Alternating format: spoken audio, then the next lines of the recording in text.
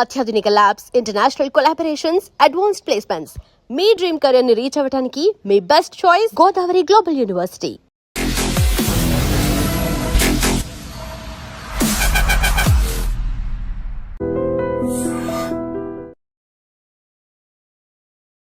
Welcome to this candid conversation exclusively on iDreams. శ్రావణ మాసం లక్ష్మీదేవికి చాలా మంది పూజలు చేస్తున్నారు, కానీ నిజానికి లక్ష్మీదేవి అంటే ఐశ్వర్యాన్ని హ్యాండిల్ చేయడం ఒక పెద్ద కళ, ఒక సైన్స్ కూడా.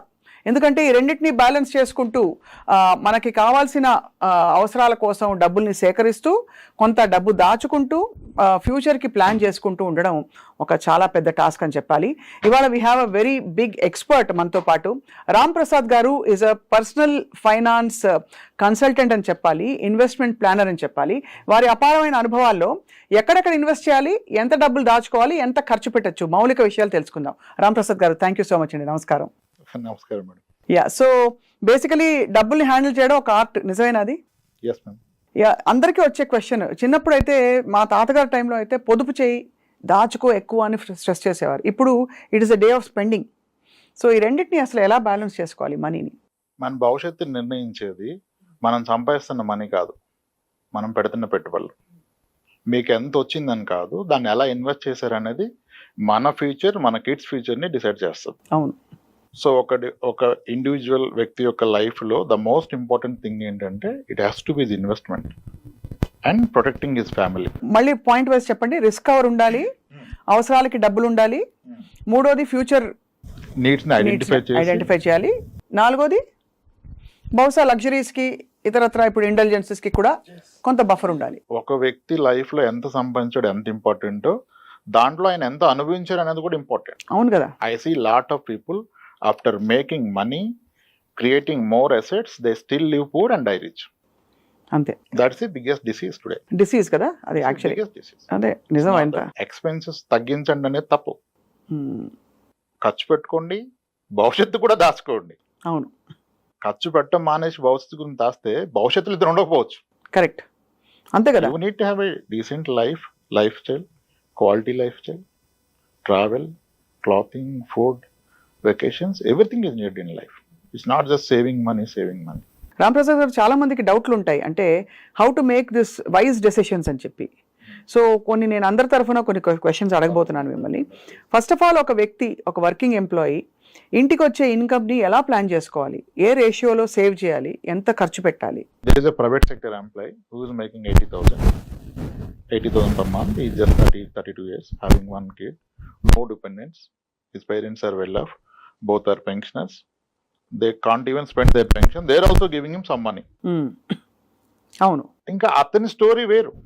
If there is a person who he's a dependent parents ఆరోగ్యంగా లేరు, సిబ్లింగ్స్ లో కూడా కొంత సెటిల్ అవ్వలేదు, ఇంకా డిపెండ్ అయి ఉన్నారు, అప్పుడు ఆయన స్టోరీ వేరు. ఇంకా సేవింగ్ ఎక్కడ?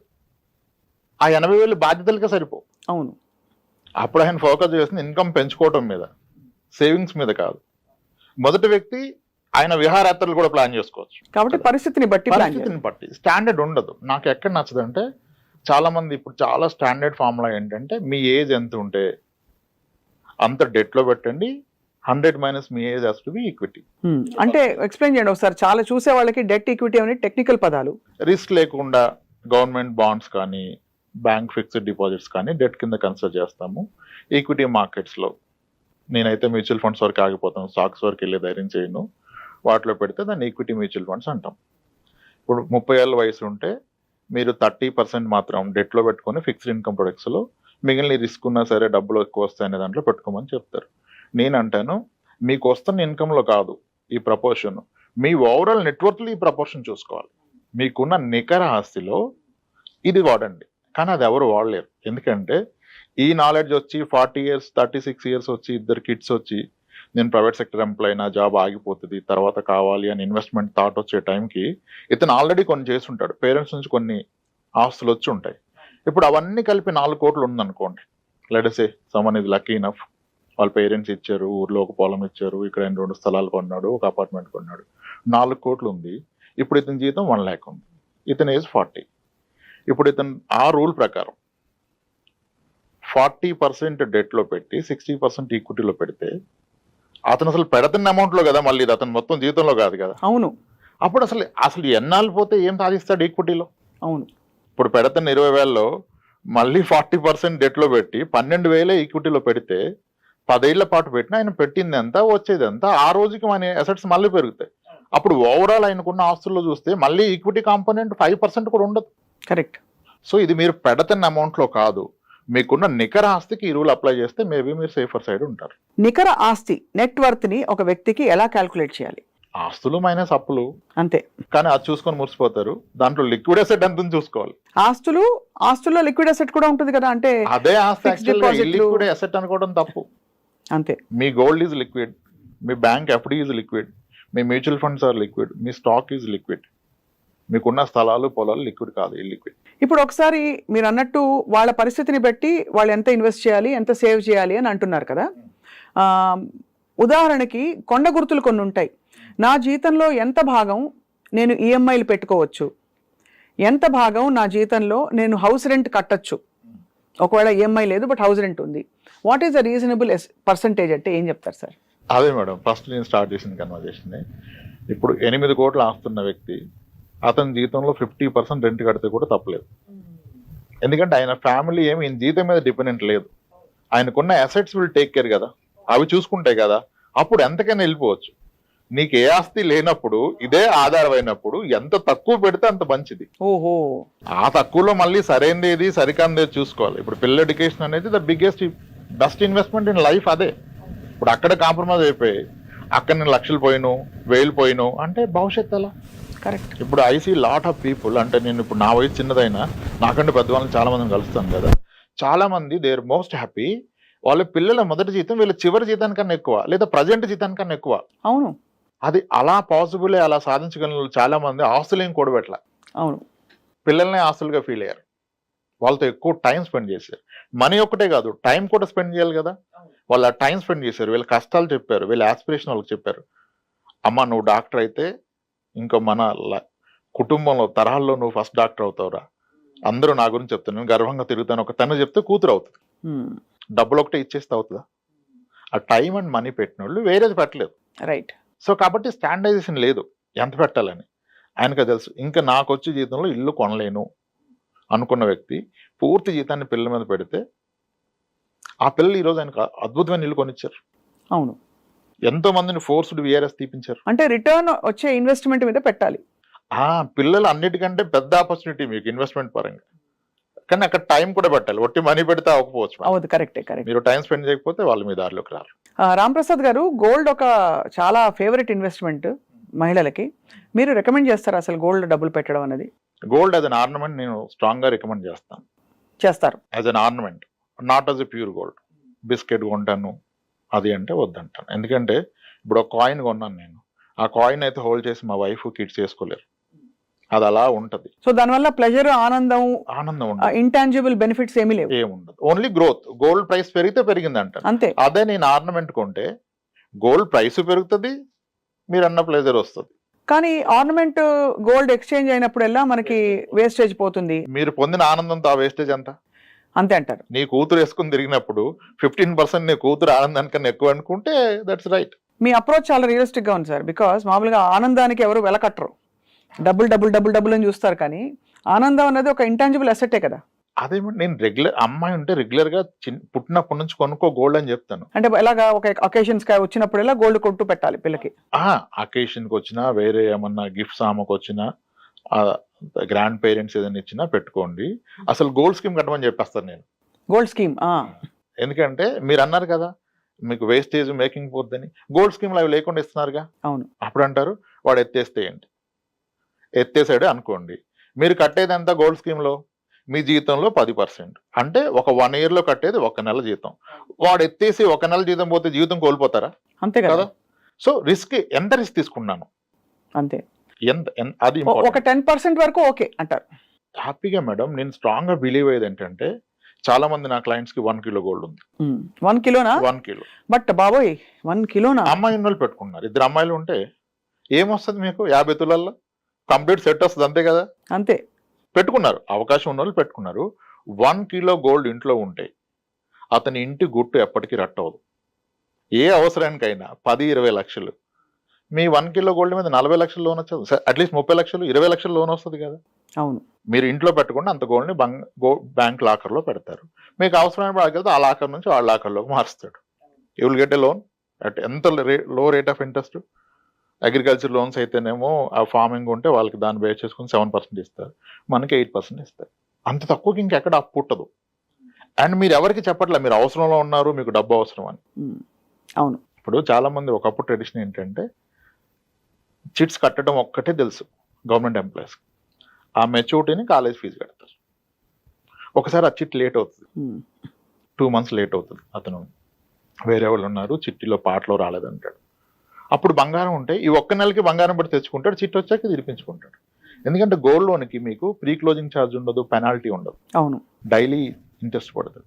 15 రోజుల తర్వాత తీసుకుంటే 15 రోజులకే పే చేస్తారు. ఎంత ఆనందాన్ని ఇస్తుంది అంటే. ప్రశాంతమైన నిద్రపోవాలంటే కేజీ గోల్డ్ ఉండాలంటే. 1 కిలో గోల్డ్ ఒక గొప్ప టార్గెట్ చాలా మందికి. అవుతుంది, స్లోలీ చేసుకుంటే వెళ్తే అయిపోతుంది. అవును. మంత్లీ 3 months ఒక 1 గ్రామ్ కొనండి, డబ్బు ఉన్నప్పుడు కాస్త ఎక్కువ కొనుక్కొని అయిపోతుంది.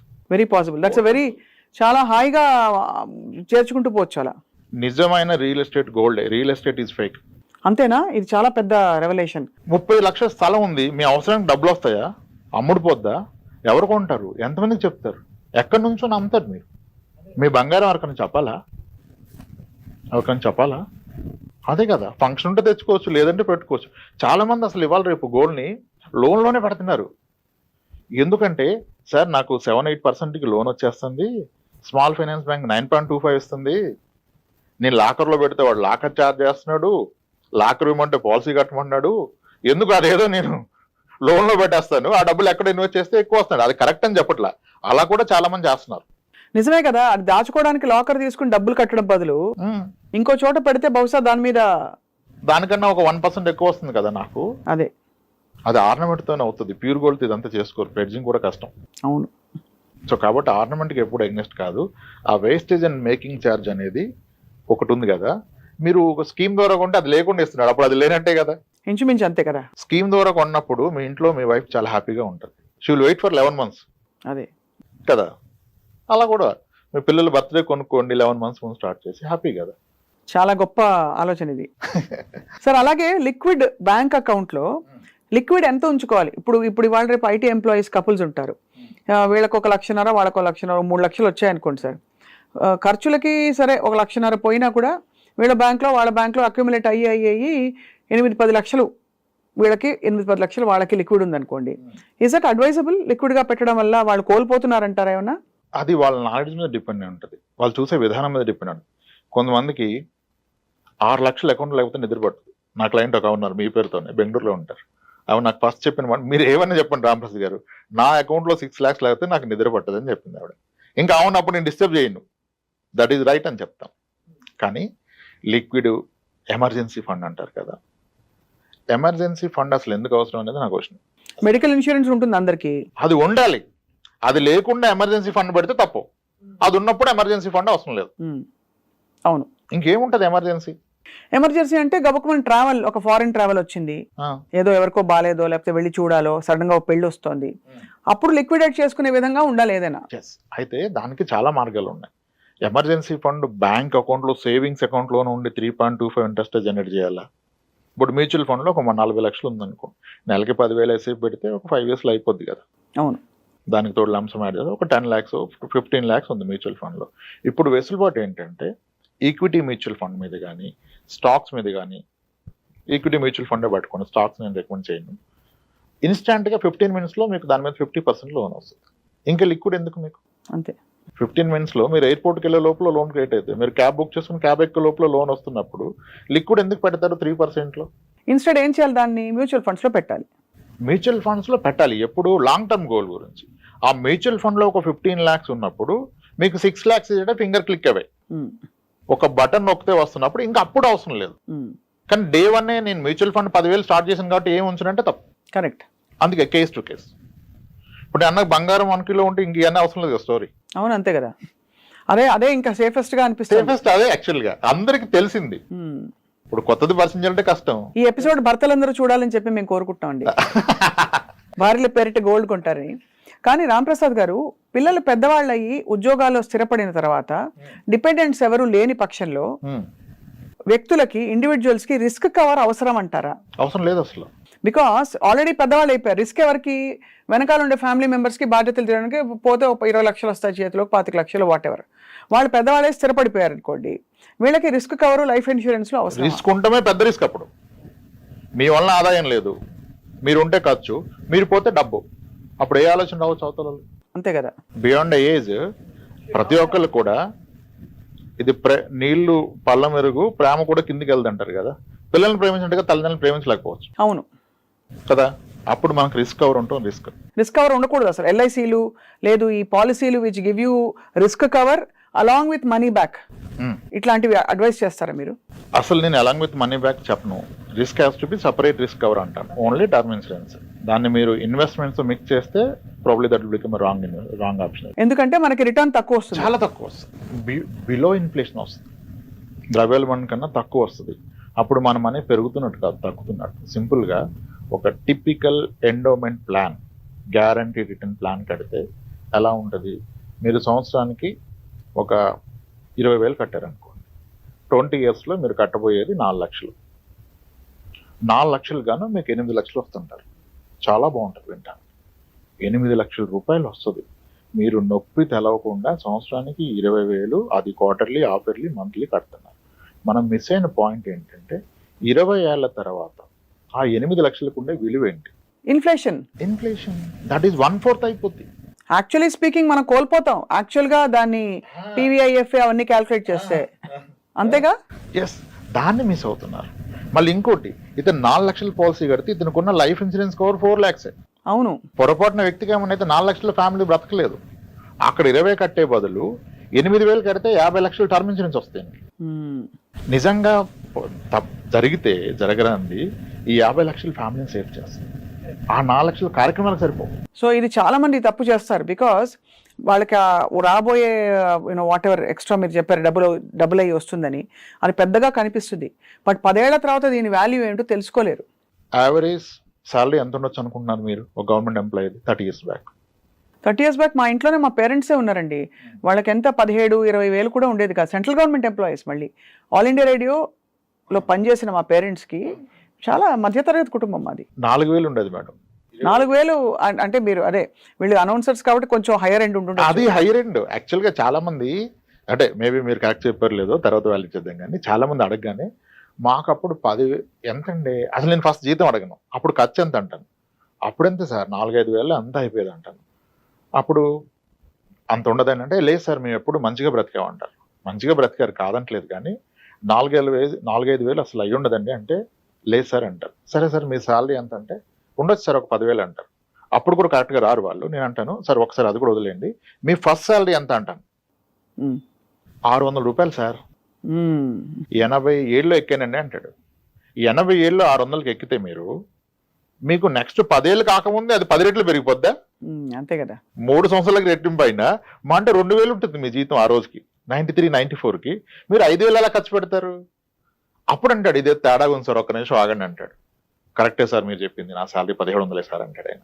అప్పటి వరకు 10,000 చెప్పేస్తారు. అంటే ఇప్పుడు మనకు చాలా ఈజీ అయిపోయినాయి కదా. అవును. అలా మిస్లీడ్ అవుతారు. 1980sలో అయితే most of the central government employees salary కూడా బిలో 1,000.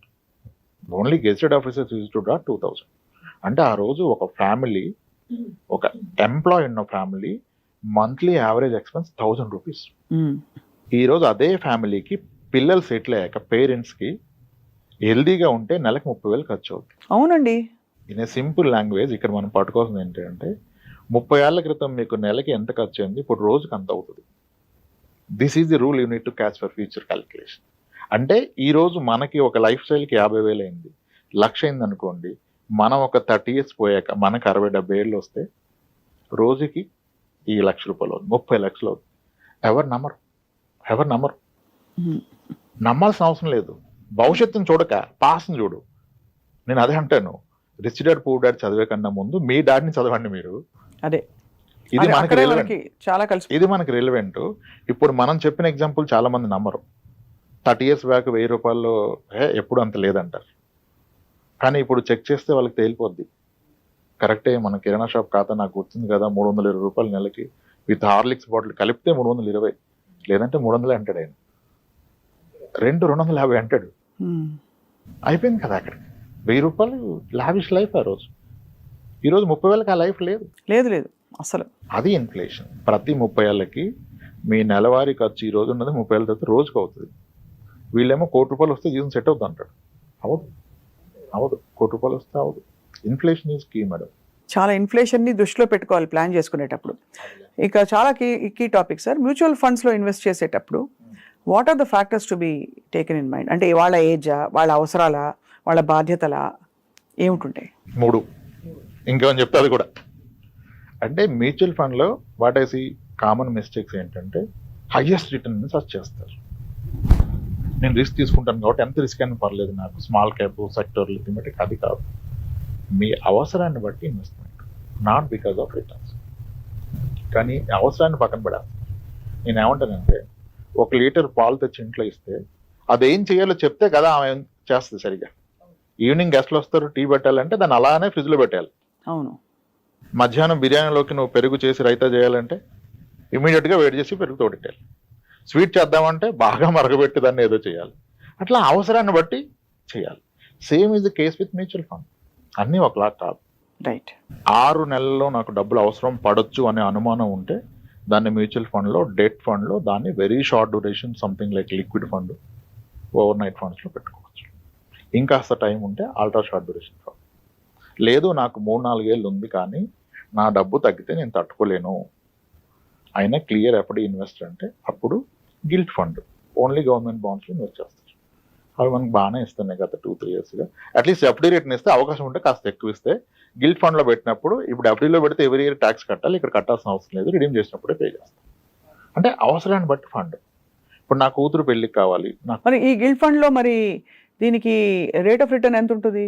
11 ఉంది లాస్ట్ 2 ఇయర్స్. కొన్ని ఫండ్స్ 9, ఎఫ్డీ కన్నా 1-2% ఎక్కువ ఇస్తుంది. ఎక్కువ ఉంటుంది. పైగా ట్యాక్స్ కట్టకలేదు అంటున్నారు మీరు. ఎప్పటికప్పుడు అవసరం లేదు, మీరు రిడీమ్ చేసినప్పుడు కడతారు. Long term capital gain tax. ఆ లాంగ్ టర్మ్ క్యాపిటల్ గెయిన్ అంటే మరి అన్ని సంవత్సరాలు కడతారా? సపోజ్ నేను 5 years at the rate of 11% పెట్టాను అనుకోండి. 5 years తర్వాత వచ్చిన సపోజ్ ఒక లంసమ్ ఒక 2 lakhs ఎక్స్ట్రా వచ్చింది అనుకోండి, దానికి 3 lakhs 5 lakhs అయింది అనుకోండి. జస్ట్ ఆ 2 lakhs మీద మీరు ఎంత కడతారు? 12.5% క్యాపిటల్ గెయిన్స్ ట్యాక్స్. అదే ఎఫ్డీలో ఉంటే ఎవ్రీ ఇయర్ వచ్చిన ఇంట్రెస్ట్ అయ్యే ట్యాక్స్ కట్టాలి. అది కూడా that attracts the income tax slab your in. ఒక పెన్షనర్ ఎఫ్డీలో పెడితే ఆయన పెన్షన్ వల్ల 30% ఉంటే దీని మీద మళ్ళీ 30 కట్టాలి కదా. కాబట్టి మీకు ఆ ఎఫ్డీతో పాటు జీతం కూడా ఉంటే మీ ట్యాక్స్ స్లాబ్ పెద్దదవుతుంది కదా. కాబట్టి ఇవన్నీ కన్సిడర్ చేసి తీసుకోవాలి. కాబట్టి ఇన్వెస్ట్మెంట్ ప్లానింగ్ అన్నది ఊరికే ఏదో అందరూ కూడా కాదు, పారాసిటమాల్ కాదు ఇది. $650 వేసుకో ఫీవర్ వస్తే కాదు ఇది. అందరికీ కస్టమైజ్డ్ అండ్ వాళ్ళ బాధ్యతలు, గోల్స్, లైఫ్ స్టైల్ అన్నీ చూసి మీరు సలహాలు ఇస్తారు. ఆరోగ్య పరిస్థితి కూడా అంతే చూసి సలహాలు ఇస్తారు. Already severe diabetes, hyper tension ఉన్న వ్యక్తికి మీరు మళ్ళీ ఈక్విటీ ఇస్తే probably your reducing the life span. చాలా యూస్ఫుల్. ఎంత యూస్ఫుల్గా ఉందంటే ప్రాక్టికల్గా రాంప్రసాద్ గారు మీరు చెప్తున్నది. Finally I want to ask you one question. Credit card అవసరమా మనిషికి? ఉండడం మంచిదంటారా? అది కన్వీనియన్స్, మీకు క్రెడిట్ హిస్టరీకి క్రియేట్ అవుతుంది, రేపటి రోజున ₹2 తీసుకోవాలంటే ఉంటుందంటారు. క్రెడిట్ కార్డ్ అవసరం అంటే అగైన్ వాళ్ళు ఎలా వాడతారని. కత్తి అవసరం అంటే ఎన్ని విధాలుగానే వాడుకోవచ్చు కత్తిని. కరెక్టే. అవును, కరెక్టే. అవును. ఒక క్రెడిట్ కార్డు తీసుకొని దాన్ని బేస్ చేసుకొని 5 క్రెడిట్ కార్డు తీసుకొని కార్డ్స్ గేమ్ అన్నట్టుగా ఆడేవాళ్ళు చాలా మంది ఉన్నారు. That's where they last there lifes. మొత్తం ఫ్యూచర్ స్పాయిల్ అయిపోయింది. ఈ కార్డులో తీసి దానికి మినిమం బ్యాలెన్స్, ఇదంతా ట్రాప్. మీరు ఒక credit card with best limit పెట్టుకొని దాన్ని ప్రాపర్గా ఎవ్రీ మంత్ అన్ని దాని మీద కొనుక్కొని విత్ ఇన్ లిమిట్లో కడితే ఇట్స్ అబ్సల్యూట్లీ మీకు ఒక ట్రాక్ ఉంటుంది. ఇంక మీరు ఎక్సెల్ వేసుకోవాల్సిన అవసరం లేదు. దాని స్టేట్మెంట్ డౌన్ చేస్తే వచ్చేస్తుంది. దానికి తోడు వాళ్ళు ఏవేవో బెనిఫిట్స్ ఇస్తారు. ఎయిర్పోర్ట్ లాంజ్ యాక్స్ ఇస్తారు మీకు, అవి డిస్కౌంట్లు, ఐఫోన్కి అవి అలా వాడుకోవచ్చు. కానీ దాన్ని ఎందుకు ఎలా వాడుతున్నారు అనేది చాలా ఇంపార్టెంట్. కాబట్టి ఏదైనా మన సంకల్పంలో ఒక బ్యాలెన్స్ ఉండాలి. ఇవన్నీ మనకి ఇచ్చిన వెసులుబాట్లు, లోన్ తీసుకోగలగడం, పర్సనల్ ఫైనాన్స్కి మనకి అందుబాటులో ఉండడం, ఇవన్నీ మనకు వచ్చిన వెసులుబాట్లు. బట్ వాటిని చాలా తెలివిగా, విచక్షణతో వాడుకోవాలి. క్రెడిట్ కార్డు వాళ్ళు మనకి ఇచ్చేదే, మనం ఫెయిల్ అయితే they will make money. When you're not paying full amount on time, minimum balance pay చేస్తే ఆల్మోస్ట్ ఈ విల్ చార్జెస్ యాన్యువల్లీ 40-50%. బాబోయ్. మంత్లీ 3-5% చేస్తారు. చాలా మంది ఆ ట్రాప్లోకి వెళ్ళి మినిమం బ్యాలెన్స్లోనే ఉంటారు, అసలు తీరదు. అలా 10 మెంబర్స్ ఉన్నా దే కార్డ్ వాళ్ళు they make money. On time వాడుకొని ఆన్ టైం కట్టే వాళ్ళతో వాళ్ళకి ఏమీ రాదు. అంతే కదా. మేబీ కొన్ని టైప్స్ ఏమైనా రావచ్చు బ్యాక్ ఎండ్లో కానీ. సో దాన్ని వాడటం చాలా important. So as we wind up Ramprasad గారు, of course people will contact you, మీకు డైరెక్ట్గా వాళ్ళకి ఏమైనా ఇంకా సలహాలు కావాలంటే మీరు వాళ్ళు మాట్లాడుకోండి. అయితే మీరు ఇచ్చే గోల్డెన్ ప్రిన్సిపల్ టువర్డ్స్ మనీ పట్ల మన యాటిట్యూడ్, ఒక గోల్డెన్ ప్రిన్సిపల్ చెప్పండి sir before we wind up. నేనైతే నాకు ఒక గోల్డెన్ ప్రిన్సిపల్ ఉంది. చెప్పండి, మీరు చెప్పండి. రెస్పెక్ట్ ఇట్, అంతే. That has to be respect అంటే దాన్ని వాల్యూ ఇస్తాము, రెస్పెక్ట్ ఇస్తాము, దాన్ని ఎక్కడ ఉంచాలో అక్కడే ఉంచుతాము. ఎక్కువ దాన్ని రెస్పెక్ట్ ఇచ్చే వాళ్ళని మనం మరీ దగ్గరకు లాక్కోం కదా, అదొక వనరు. It's all depends on the it's a relation with money. How better you keep it's better better your life, your future. అంతే. దాన్ని స్పాయిల్ చేసుకుంటే you will never come out of it. చాలా యూస్ఫుల్ టిప్స్ తోటి చాలా మంది చేస్తున్న పొరపాట్ల మీద దృష్టి పెడుతూ మీరు చెప్పిన ఇన్ఫర్మేషన్ చాలా బాగా ఉపయోగపడుతుందండి రాంప్రసాద్ గారు. Thank you so much. నమస్కారం. థ్యాంక్స్.